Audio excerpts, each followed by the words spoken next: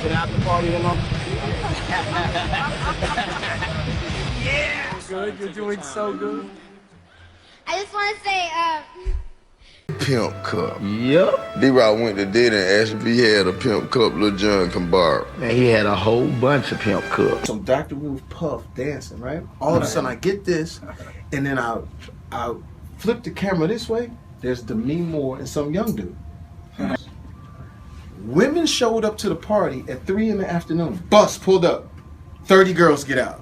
Bus pull up. 40 girls get out. The sex lady. I also want to thank you for having Prince, William Shatner, Puff Daddy, and Mick Jagger on the same stage. That is the sign of the apocalypse. Thank you. From Wendy Williams desperately trying to drop hints against him. For all the hard partying that we've all been through. To Katt Williams going to hell and back, exposing him all out. These are the people who tried to expose P. Diddy, but nobody listened. Well, they're listening now. Get ready to see who was plotting this highly deserving downfall before the freak storm crashed into Hollywood. Did you get fired for making fun of Puffy? Yeah, by Hot 97. I had to fight a lawsuit. You know what it all came down to? It came down to gay rappers. That's what it was. Gay rappers and exposing. Once upon a time, there was a girl named Wendy. And she was on the radio talking all this way back in the days. I've been telling you things for years, but you don't want to hear. So, all right, fine. And I don't understand parents who unleash their kids. Oh, it's just a deeply moving story to me because I know all of the story. She knows, and I know she knows, and I know she knows. The mainstream media may say Wendy Williams is not lucid anymore. She has dementia. She doesn't remember things. But even when she was perfectly lucid, she's been trying to warn us about Diddy, even when threats were allegedly landing directly at her daughter. As the mother of a now 16-year-old. Mm-hmm. Who I met backstage, He did? He's a great young man. Oh, thank you. Yeah. You represent a lot. Through my career and just, every couple of years just being with a new person. Like these are people that were my friends, and then I would get my heart broken, and then my friend would be there, and I would fall in love with my friend, and then I would get my heart broken again. So are you in love now? Yeah, I'm in love now. and I was in love then, Yeah. But you've been in love with Cassie for a while. Like, you guys, this is, I mean, I'm not saying that you're sloppy or anything like that. But I know that outside of your baby's moms and taking care of your kids and your empire, you do like to party, okay? Yes. And there's nothing wrong with that. I'm shocked that you and Cassie have gone this far, like the distance. Label it a conspiracy theory all you want, but after everything that just hit the news, these weren't coincidences. They were public signals. Diddy will go to prison for life, people. You don't know things that I knew about Diddy back in the day, and you want to know what? It's about time, people. It is about time. You go ham on anybody who messes with your kids. He was arrested for assault with a deadly weapon and battery and making terroristic threats. The terroristic threat charge was just added this morning, right? Yeah, we just found that out about an hour ago. Well, she and Puffy have allegedly split up. This is a beautiful dress, by the way, that she has on. And Puffy, you look great for all the hard partying that we've all been through after a particular, period in our lives. Allegedly has been avoiding Puffy. My thing about when you date a mogul is that it's really difficult to avoid them because if you use your head, you never know when they're going to pop up on the scene. Like he's mogul, like he can hire a plane right now, zoom it to South Africa, land on the roof of the hotel where she's staying, okay? Pay people off at the front desk, give me the key and let me up in her room. Like I'm already paranoid as a person. But to know that somebody could actually swoop down on me in the middle of nothing would scare the bejesus out of me. It would. Anyway, listen. Now, I'm not saying all those people who knew steered clear of Puffy because of it. but they did boast publicly that they were dying to get into those parties. Looking at you, Jamie Foxx. Check his interview from 8 years ago. So what's it like? Well, who are you hanging out with? Are you hanging out with Diddy? What are you doing? You know what's crazy? I used to follow Diddy back in the day when Diddy had all of the songs out. Yeah. He was so famous, we couldn't get into our own clubs in LA. Like we go in the club, you'll get. Well, like you go with him? No, he would come from New York to LA. I see. And I couldn't even get in the club because he was so famous. And not right now, Fox, Diddy in here. So one day I flipped it on him and showed up in it was town car days. I had a town car. Popped out the town car with a camera. Said, yo, Puff, yo, you gotta let me film this. The whole thing, we need to document this, Playboy. He was like, yo, let him through. And I'm like, all right, I'm through. And I had the big Canon camera. It wasn't like this. And so I started hanging out with Puff like back in the day. I would hang out and watch him throw parties. Sure, he famously threw his white party out. Bro, he would throw a party. One point, I went to Philly, followed him all the way to Philly. He threw a party, and he said, yo, Playboy, this party costs $1.5 million. To throw. I'm like, you are out of your mind. True story. But here's what's crazy. The people at the party, Puff at that time had a room. Missy Elliott had a room. You know what I'm saying? Oh, now we do know what you're saying, bro. In fact, Foxx was so proud of this story, he's on record telling it multiple times, each time spicing it up with new details. I started following him. So I followed him the whole time. I remember watching Puff at the Beverly Hills Hotel. I'm filming this. And it's a pool party that is. Run that back. That's the one right there. That's going to be the one. You just missed that, the ordering of the champagne, the whole nine. Country, get this. You call me country, I'm going to take country, get this. So I'm filming it. That's the one. That's the record right there. Run it back. Burn up. So Dr. Ruth Puff dancing, right? All of a sudden I get this, and then I flip the camera this way. There's Demi Moore and some young dude. I don't know who do this. So I said, Puff, who that? Oh, that's the young cat. Ashton Kutcher. I said, cool. So I asked Demi Moore, I said, is it cool if I? She said, sure, whatever. It was probably a wild night. She said, sure.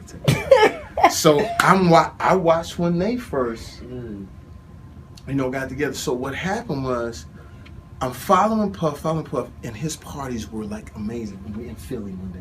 I fly to Philly, town car, same business, go up. But Puff say, this party, Playboy, this party right here, I see $1.5 million. I said, nigga, what? For the record, ever since Puff got dragged into the open, Jamie's tune suddenly sounds a whole lot different. Puffy tried to kill me. I left them parties early. I was out by 9. Something don't look right. It's slippery in here. Convenient that everyone didn't stay long at these freak-offs. Sure. That being said, there are some people who had to interact with Diddy, but from the looks of it, hated every single second of it. One of those legends is Conan O'Brien, who once had to interview the Diddler. You're legendary for the parties that you throw. You throw a great party. I'm a legend, baby, for a whole bunch of things. Yes. You know. Huh? Yeah.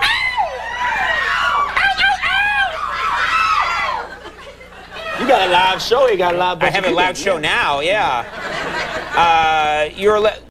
Hold up, though. The more you see this interview, the more incriminating it gets, especially after everything we know now. What's the ingredient? What do you do to make just an amazing killer party? Because mine, I put out the Cheese Whiz. I put on the Paula Anka. No one comes. Wrong move. See, you're doing the wrong things. Wrong thing. Okay. This is what you need to do. Women, beautiful women, of course. Beautiful women. Beautiful men for the ladies, of course. Wouldn't it be better if there weren't beautiful men there? There were just a lot of beautiful women, and then just the guy. No. You have to make. There's enough ladies to go around. You have to the ladies, give the ladies what they need too. You know, you have to take care of your women. Take care of the ladies. Okay, ladies, gotcha. That's good. Can't force the situation. Right. What about? You can't force a square peg into a round hole. That's the story of my life. You have a lot of celebrities. Okay. Killer party. First you have to listen. I'm giving you the menu. Okay. Let's just take things now. We need alcohols. Right. Alcohols. Right. Not just one alcohol. Alcohols. Right. Just Florals. Different blend. You need the ladies. You need the booze. You need some water. For watering plants? No. No. I don't know if guys have noticed this. Like a lot of ladies drink water at parties. They just, you know, so you have, if you don't have what they need, they're gonna leave. Right. Gotta keep them there. Right. You need locks on the doors. Okay, this is sounding kind of dangerous now. It's a little kinky, but yeah, rock with me, but just check it out. You need a lot of heat. A lot of heat. Yeah. Heat. You mean that physically the place has to be hot? You don't have no air conditioning. No air conditioning. No. Why is that? Heat affects the alcohol, and it also affects, like, you know, everybody gets a little bit more comfortable and loose. Builds up a nice little sweat. That just sounds disgusting. What are you doing? Honestly, this reminds me of the time he had a painful interaction with a young Justin Bieber saying the same dangerous stuff. Justin, right now, he's having 48 hours with Diddy. Where we hanging out and what we doing, we can't really disclose. I don't have legal guardianship of him, but for the next 48 hours, he's with me. And we gonna go buck full crazy. Going crazy. Crazy. Starting to act different, huh? You ain't been calling me and hanging out the way we used to hang out. Well, I mean, you try to get in contact with me, you know, through all my, partners and whatnot. Mm-hmm. But before we dive into Puff's horrifying obsession with teenagers, and I do mean terrifying. You know, Puff sent this little kid to the hospital. How he sent him to the hospital? Man, nigga bleeding from the butt. And that's what was said. But I didn't even have a name for the kid at the time. We cannot move on without addressing the guy who's been screaming his secret since the 90s. The man, the myth, the legend. Katt Williams stuff.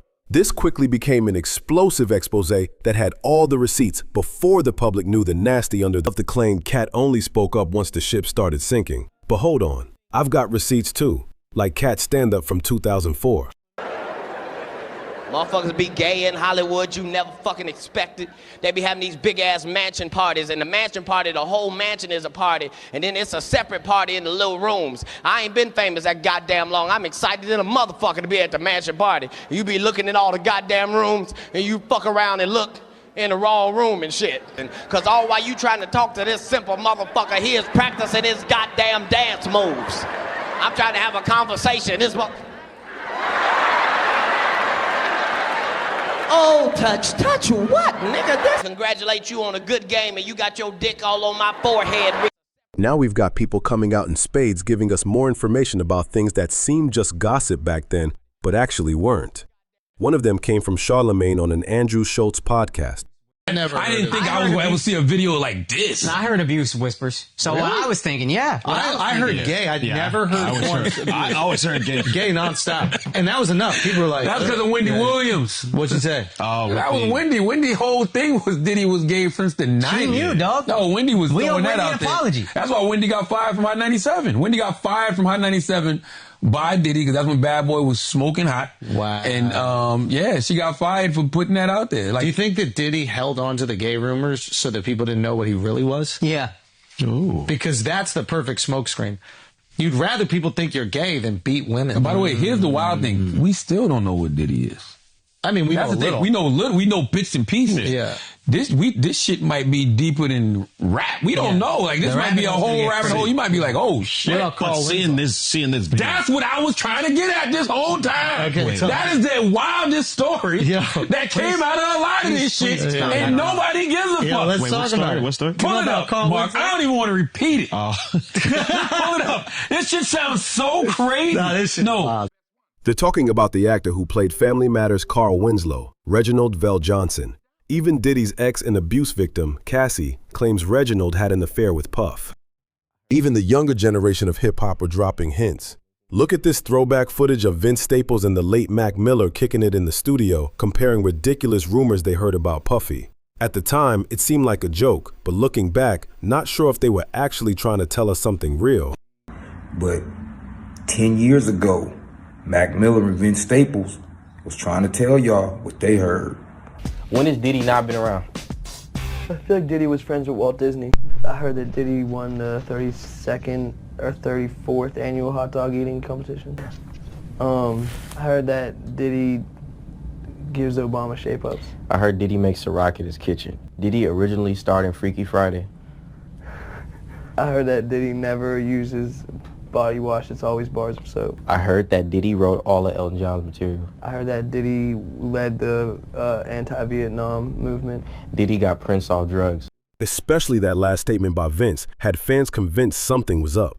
Now, Ellen DeGeneres isn't exactly a saint in her own right, but seems like she did drop many hints when Diddy stopped by her talk show. Only we were such fools not to get all the references and double meanings, as they both laughed at our gullibility. Let's see how many hints make sense to you now.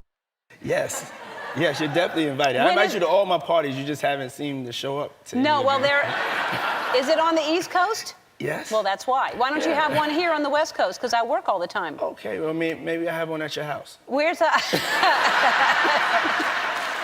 Now, what time would your party start, let's say? Like 9:30. Really? That early? Yeah. I could make that. Yeah. But I could think of you of starting a party at like midnight. Like, what time will it go till? That's a different type of party, though. Uh-huh. No, it'll go from like 9:30 to like maybe 3 o'clock, 3 o'clock. And then, we have the top 2 floors of the hotel. You know? And then it will carry on there? Yeah. Then No, I mean the after party. No, I know about them. I'll listen to the music. I've heard. Just like Ellen, Ashton Kutcher was deep in Diddy's inner circle for years, frequently photographed at those infamous white parties.